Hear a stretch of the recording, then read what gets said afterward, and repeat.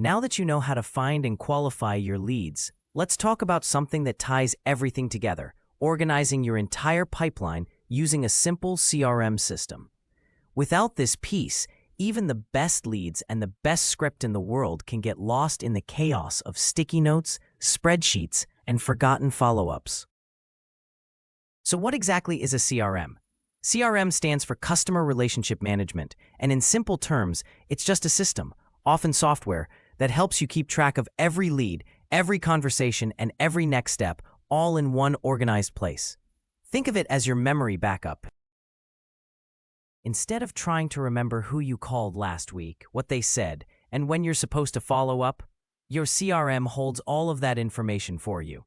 Now, I know the word CRM can sound intimidating or overly technical, but I want to reassure you, it doesn't have to be complicated at all, especially when you're just getting started. Even a simple spreadsheet can act as a basic CRM in the beginning. You just need a few key columns: the lead's name, their business, their contact information, the date you last contacted them, the current stage they're at in your pipeline, and any notes from your conversation. As you grow more comfortable, there are many affordable or even free CRM tools available that make this process even easier, with reminders, automated follow-up scheduling, and a clear visual pipeline. We'll talk more about specific tools later in the course, but for now, the most important thing is simply developing the habit of tracking everything consistently, no matter which tool you use. Here's why this matters so much. Without a CRM system, leads slip through the cracks constantly. You forget to follow up with someone who showed interest. You accidentally call the same person twice within a few days, which can feel unprofessional. Or you lose track of important details from previous conversations, making you seem disorganized when you speak with them again.